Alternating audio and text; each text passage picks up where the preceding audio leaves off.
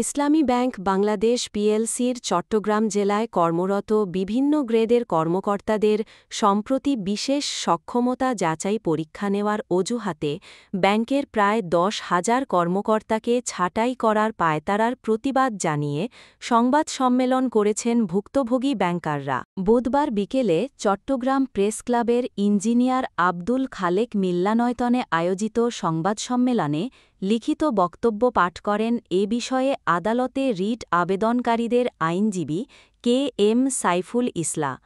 উপস্থিত ছিলেন চট্টগ্রাম জেলা আইনজীবী সমিতির সভাপতি অ্যাডভোকেট আব্দুস সাত্তার, সাধারণ সম্পাদক অ্যাডভোকেট মোহাম্মদ হাসান আলী চৌধুরী, অ্যাডভোকেট মুশফিকুল আবরার, ব্যাংকারদের প্রতিনিধি তৌহিদ নিলয় সহ অন্যান্যরা।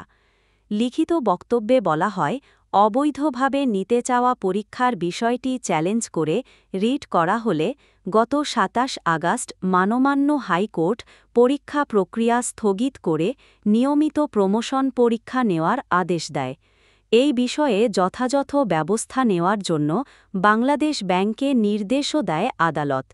কিন্তু হাইকোর্টের এই আদেশ উপেক্ষা করে গত ২২ সেপ্টেম্বর ইসলামী ব্যাংক কর্তৃপক্ষ প্রায় ৫,৫০০ কর্মকর্তার স্পেশাল কম্পিটেন্সি অ্যাসেসমেন্ট পরীক্ষা নেওয়ার তারিখ ঘোষণা করে বাধ্যতামূলক অংশগ্রহণের জন্য নোটিশ জারি করে।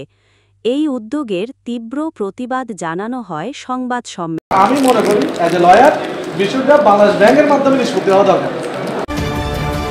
চ্যানেল 10 সত্যের সন্ধানে আমরা।